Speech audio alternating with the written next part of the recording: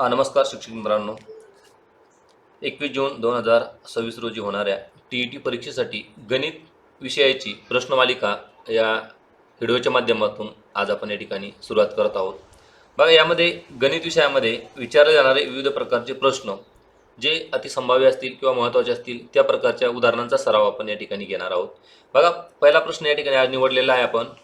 एका शाळेत प्रत्येक 35 विद्यार्थ्यांमागे 2 शिक्षक आहेत. जर त्या शाळेत विद्यार्थी व शिक्षक मिळून 518 जण आहेत तर त्या शाळेत विद्यार्थी किती आहेत, असा हा प्रश्न आहे. हा प्रश्न गटावर आधारित प्रश्न आहे. प्रश्न प्रकारचा जर विचार केला तर गट हा या प्रश्नांचा मूळ पाया आहे. तर बघा, आपण जर विचार केला एका शाळेत 35 विद्यार्थ्यांमागे 2 शिक्षक म्हणजे या ठिकाणी 35 अधिक 2 म्हणजे एकूण 37 जण असणारे एका गटामध्ये.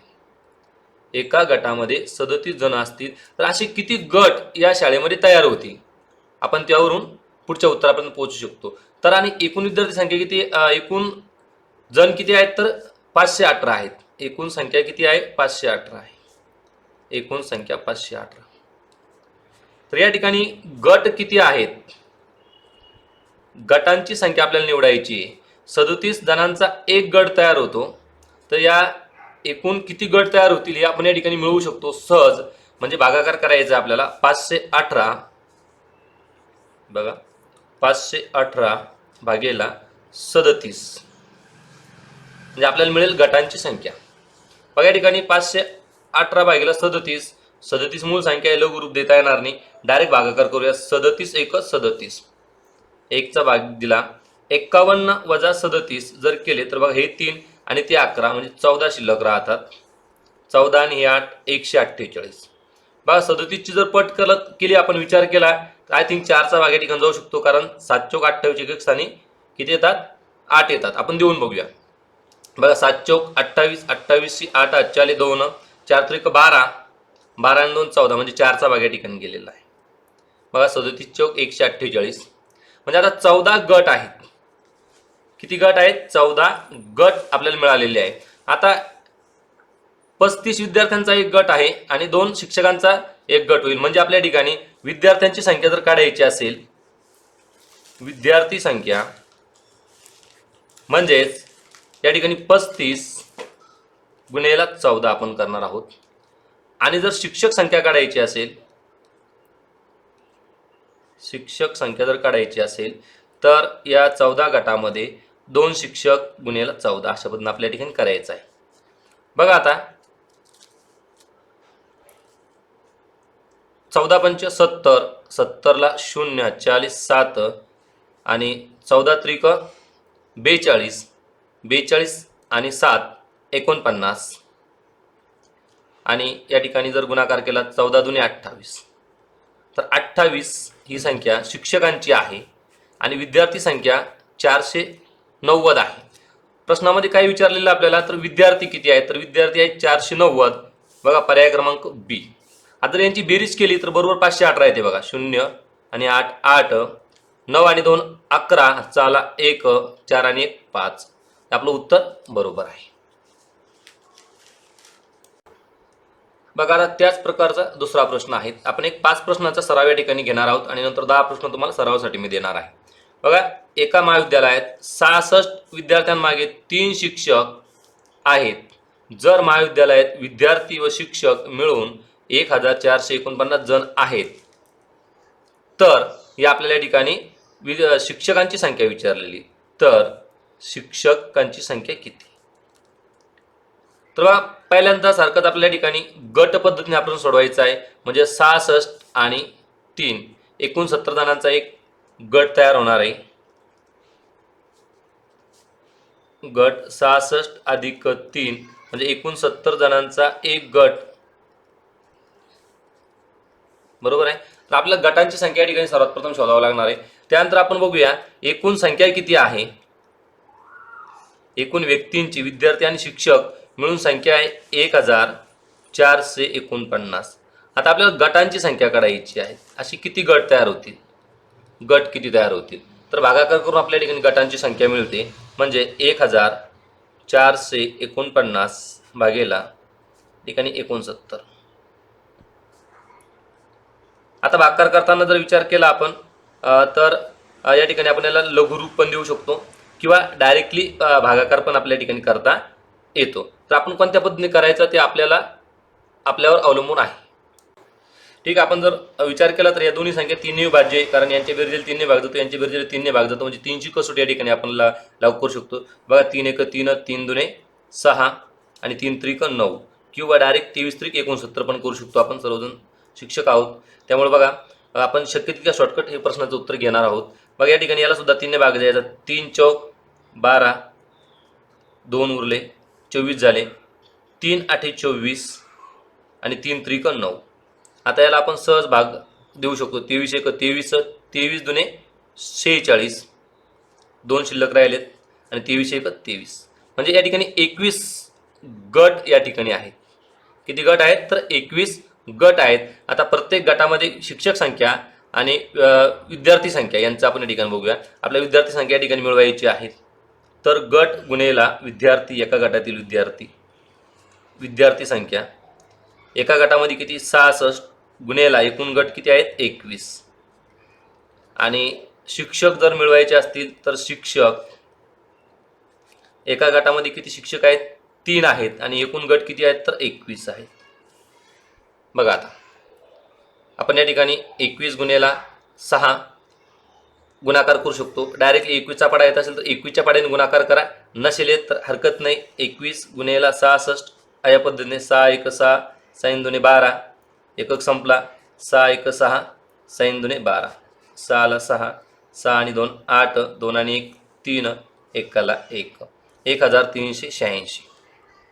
1386 विद्यार्थी संख्या आणि शिक्षक संख्या तर 21 त्रिक या ठिकाणी तुम्ही सहज आत्ताच वरती आपण भागाकार केला. 21 त्रिक 21 त्रिक 63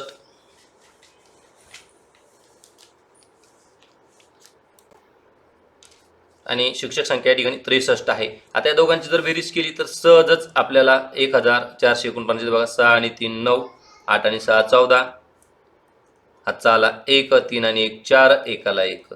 म्हणजे आता आपल्या प्रश्नामध्ये काय विचारलंय शिक्षक विचारले, तर शिक्षक किती आहेत 63 आहे.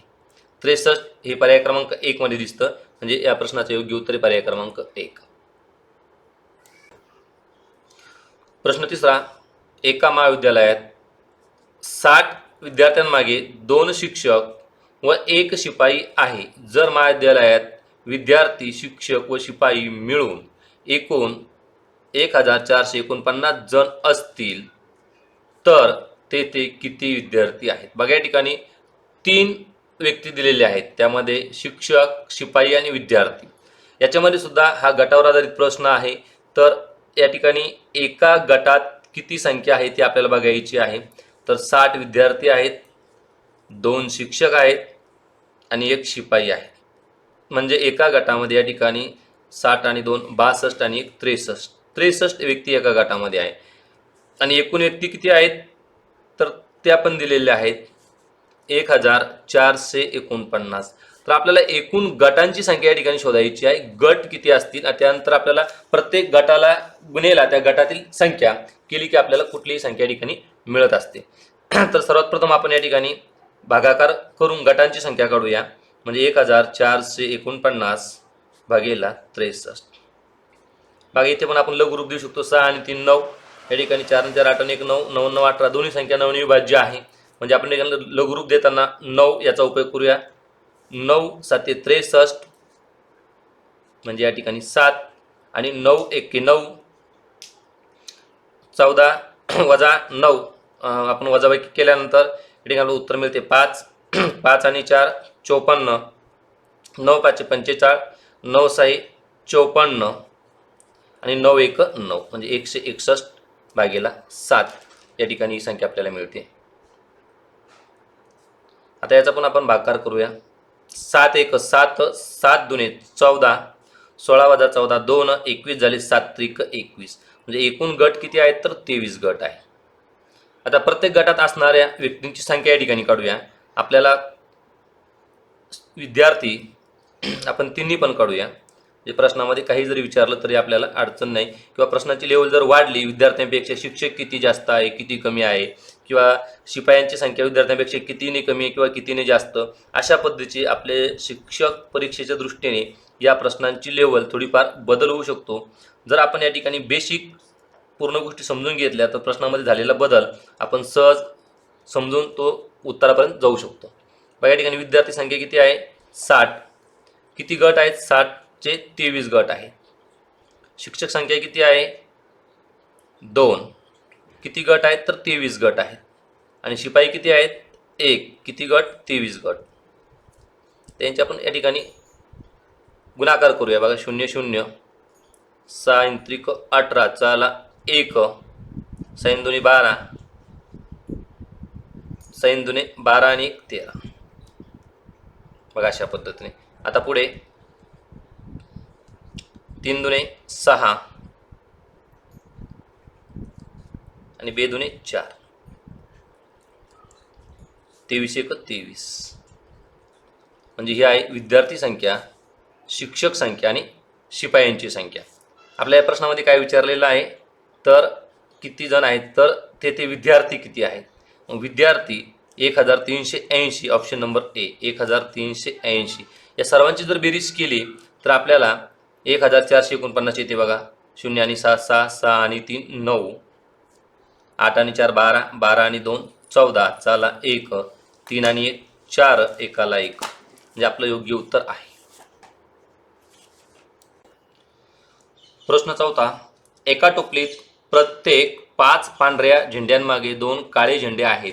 जर त्या टोपलीत एकूण 329 झेंडे आहेत तर तेथे पांढरे झेंडे किती आहेत? बघा प्रश्न पॅटर्न थोडा चेंज झालेला आहे, मेथड मात्र सेम तीच आहे. या ठिकाणी सुद्धा गट आहेत. 5 पांढरे आणि 2 काळे असे 7 झेंडे आहेत. म्हणजे एकूण एका गटामध्ये किती झेंडे आहेत? तर 7 झेंडे आहेत. 5 पांढरे अधिक 2 काळे एकूण 7 झेंड्यांचा एक गट आहे. आता झेंड्यांची संख्या किती आहे?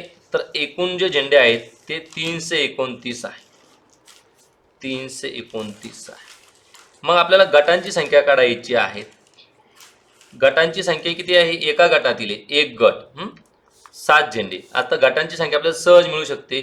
एकूण झेंडे म्हणजेच या ठिकाणी 329 भागेला 7. बघा 7 1 7 7 चौक 28. या ठिकाणी 32 वजा 28 4 शिल्लक राहिले. 4 9 49 7 7 49. म्हणजे एकूण गट किती आहेत? तर 47 गट आपल्या या ठिकाणी मिळालेले आहेत. आता आपल्याला झेंड्यांची संख्या मिळवायची आहे. तर कोणकोणते झेंडे आहेत? पांढरे आणि काळे. बघा पांढरे झेंडे त्या ठिकाणी 5 झेंडे असे किती गट आहेत? तर 47 गट आहेत. आणि काळे झेंडे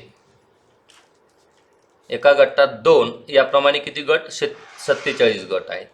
बघा 7 5 35 अच्छा आले 3 5 चौक 20 20 आणि 3 23. 7 2 14 अच्छा आला 1 4 2 8 आणि 1 9. म्हणजे पांढरे झेंडे 235, काळे झेंडे 94. आपल्याला काय विचारलेलं आहे? तर पांढरे झेंडे किती? 235 आपलं योग्य उत्तर आहे. बघा एकूण झेंड्यांची संख्या 5 आणि 4 9 9 आणि 3 12 हाचा आला 1 2 आणि 1 3 329 एकूण झेंड्यांची संख्या. बघा मित्रांनो 5वा आणि शेवटचा प्रश्न या व्हिडिओमधला आपण समजून घेत आहोत. एका टोपलीत प्रत्येक 7 गुलाबी फुलांमागे 3 पिवळे फुले व 2 निळे फुले आहेत. तर निळी फुले नाही. जर टोपलीत एकूण 540 फुले असतील तर तेथे गुलाबी फुले किती आहेत? यामध्ये सुद्धा आपल्याला एका गटात किती फुले येतात? बघा एक गटामध्ये किती फुले येतात? तर 7 गुलाबी 3 पिवळे आणि 2 निळे. एका गटातील फुलांची संख्या 7 आणि 3 10 आणि 2 12 आहे. आता एकूण फुले किती आहेत ते आपल्याला या ठिकाणी समजून घ्यायचं आहे. तर एकूण फुलं आहेत 540. आपल्याला एकूण गटांची संख्या काढायची. तर असे किती गट या ठिकाणी मिळतील?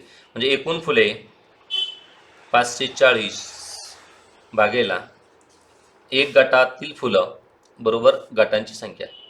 या ठिकाणी 12 1 12, 12 2 24, 12 त्रिक 36, 12 चौक 48, 12 चौक 48, 54 वजा 48 किती उरत आहेत? ते 4 आणि हे 2 6, 6 0 60, 12 पंचे 60. या ठिकाणी 45 गट मिळाले मित्रांनो आपल्याला. तर आपल्या या ठिकाणी काय करायचं आहे? कोणकोणती फुलं आहेत आपल्याकडं? गुलाबी फुले, गुलाबी फुलं एका गटामध्ये 7, तर 45 गटातील त्यांची संख्या आपल्याला काढायची आहे. त्यानंतर पिवळे फुले एका गटामध्ये 3, तर 45 गटामध्ये किती? आणि त्यानंतर निळे फुले एका गटामध्ये 2, तर 45 गटामध्ये किती? बघा 7 5 35, 35ला 5 अच्छा आले 3, 7 चौक 28, 28 आणि 3 31. गुलाबी फुलं 315, 3 5 15, हातचा आला 1, 4 त्रिक 12 किंवा 3 चौक 12 आणि 1 13 आणि 2 पंचे 10, 10ला 0 हातचा आला 1, 2 चौक 8 आणि 1 9. हे सगळ्या फुलांची संख्या. आता काही विचारू द्या, कोणापेक्षा किती कमी, किती जास्त, किती पट, असं काही जरी विचारलं तरी आपण त्या ठिकाणी प्रश्नाचं उत्तर हे तयार करू शकणार आहे मित्रांनो. त्यामुळे आपण सर्वच फुलांची संख्या काढलेली. आता एकूण संख्या बरोबर आहे ती एकदा चेक करून घ्या. 5 5 10 आणि 0 0 हातचे आले 1, 2 आणि 1 आणि 1 2, 2 आणि 3 5, 5 आणि 9 14, 14ला 4 हातचा आला 1, 3 आणि 1 4, 4 आणि 1 5, 540. आता काय विचारलं बघूया. तर तिथे गुलाबी फुले किती आहेत? तर गुलाबी फुलं 315 आहे. परीक्षेमध्ये पूर्ण सोडवण्याची गरज नाही आपल्याला. गुलाबी फुलाची संख्या मिळाली की संपलं आपलं उत्तर त्या ठिकाणी होतं. पुढचा वेळ आपला वाचणार आहे. परंतु आता ही परीक्षा नाही, सराव आहे. त्यामुळं सराव आपल्याला परिपूर्ण करावा लागणार आहे. कारण आपल्या सर्वांना माहिती आहे की सरावाच्या मैदानावर जास्त घाम गाळला तर युद्धाच्या मैदानावर कमी रक्त सांडावं लागतं. धन्यवाद मित्रांनो. आपण पुन्हा भेटूया पुढील व्हिडिओमध्ये.